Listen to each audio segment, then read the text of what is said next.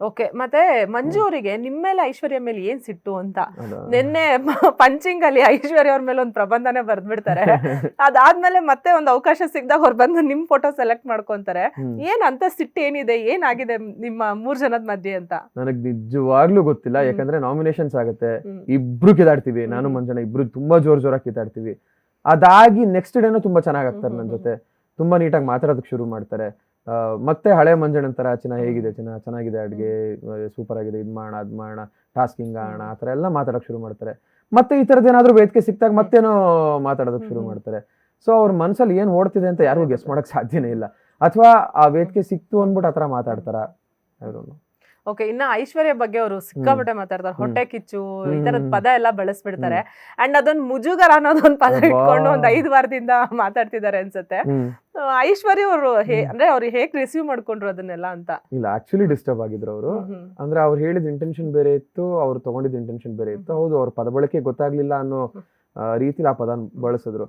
But ನನಗೆ ಬೇಜಾರಾಗಿದೆ ಏನ್ ಗೊತ್ತಾ, ಬಳಸಿದ್ಯವ್ರು, ಹೇಳಿಸ್ಕೊಂಡಿದ್ದವ್ರು, ಆ ಕಾರಣ ಇಟ್ಕೊಂಡು 2 ವಾರ ನಾಮಿನೇಟ್ ಆಗಿದ್ ನಾನು. ಇದು ಯಾವುದು ಅಂತ ನನಗೆ ಕನ್ನಡ ಪಂಡಿತರು ಅಂತ ಹೇಳಿ ಅಲ್ಲ ಗುರು. ಸರಿ, ಓಕೆ, ಇವಾಗ ನಿನ್ ವ್ಯಕ್ತಿತ್ವ ಏನು ಅಂತ ಗೊತ್ತಿದೆ. ಇವಾಗ ಮಂಜಣ್ಣ ಮಾತಾಡೋ ಕನ್ನಡ ಏನು ಅಂತ ನನಗೆ ಗೊತ್ತು, ಐಶ್ವರ್ಯ ಮಾತಾಡೋ ಕನ್ನಡ ಏನು ಅಂತ ಗೊತ್ತು, ನಾನ್ ಮಾತಾಡೋ ಕನ್ನಡ ಏನು ಅಂತ ಗೊತ್ತು. ಸೊ ಹಂಗಿದ್ದಾಗ ಆ ವ್ಯಕ್ತಿ ಯಾವ ಪಾಯಿಂಟ್ ಆಫ್ ವ್ಯೂ ಏನ್ ಹೇಳಿರ್ತಾರೆ, ಬಹುಶಃ ಐಶ್ವರ್ಯ ಅನ್ಕಂಫರ್ಟಬಲ್ ಅನ್ನೋದಕ್ಕೆ ಮುಜುಗರ ಅಂತ ಬಳಸಿದ್ದಾರೆ. ಎಕ್ಸಾಕ್ಟ್ಲಿ ಆ ಇಂಟೆನ್ಷನ್ ಅಲ್ಲೇ ಹೇಳಿದ್ದು.